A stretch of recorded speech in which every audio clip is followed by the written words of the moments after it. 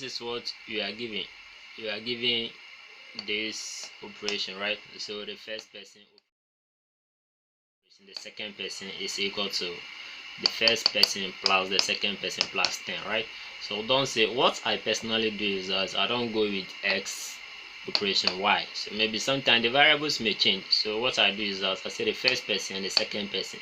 So that makes it to see clearly. Okay, so this is just the operation. This operation can change. Is that okay? This operation can be start. It can be anything. The most important things are how they are combined. So the first person plus the second person plus 10, and you have been asked to find the identity elements. So you must know this. Is that okay? You must know this, right? So this is how to find the identity element. This is what you have to use. This is the only tool that you have to use for now to solve the identity element. So how do you go about it? They say the first person, right? So you see, this is the reason why I say don't use the variables. Just say the first person. So can you see that there's a change here? This is x, this is a.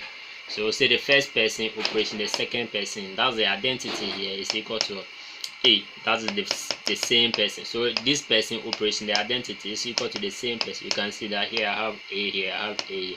The only thing that is changing is this guy, right? So I can rewrite this in terms of this variable, because here in this question we don't have a there, we don't have what any other variable apart from x and y. So I can just change this one to be what, the first person. So maybe this first person, right? Operation, this is what we are using. We are not using star, we are using this. Is that okay? We are not using star, we are using this one. So the first person x operation, the second which is the identity, must give him that same person. Is that okay?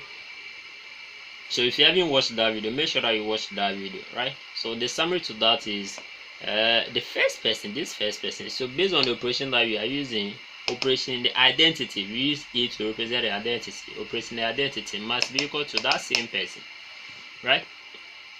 So what do you do? How do these guys are combined? So on the left hand side, how are we combining these two guys? So we are combined by this operation. Is that okay? So on the left hand side, just this side is what, the first person, which is x here, plus the second person. Obviously don't go for y or any other thing, plus this is what we are converting. So this is what we are using, right? We are using this. So that is the definition of identity. So the first person operation the identity must be equal to that same person.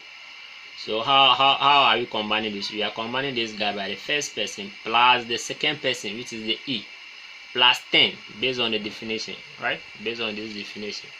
So plus 10 is equal to what? X, right? It's equal to the x here. Is that okay? Alright, so then we know that we are looking for this, so you should find the identity. So this is what we are looking for. So you just do your calculation, right? The confusion here is that don't let this thing worry you. You know by definition that a operation, what, e must be equal to a, right? But look, what will happen if the operation changes? What will happen if you are not dealing with the same variable? So what I say is that the first person operation, the e, this e must be equal to that same person. So depending on the variables that you are using, so this is x operation, the operation being given to you, operation e must be equal to s, right? How are we combining them? We are combining them by the first person plus of the second person. So the second person here in this operation here is e. Just that we are changing this y to be what, e, right? So that is it. X plus what, e plus 10 is equal to what, x, based on this definition here, right? So you solve for e, so everything goes to the other side of the equation. That this one tends to minus of s, this one tends to be minus 10. So when you solve this, you can see that e is equal to minus 10, right? So this is the identity element. So therefore the identity element is equal to 10.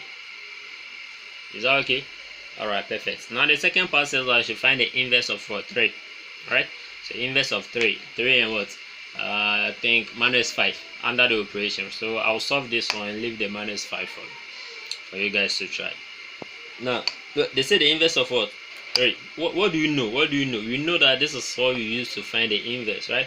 By definition, they say a operation, the inverse is equal to what? The identity element. You and your shadow must be what? The identity element. Is that okay?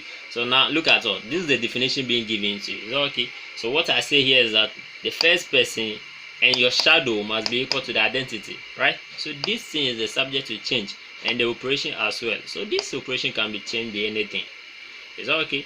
So now because we are dealing with x and y, so you go for x operation what?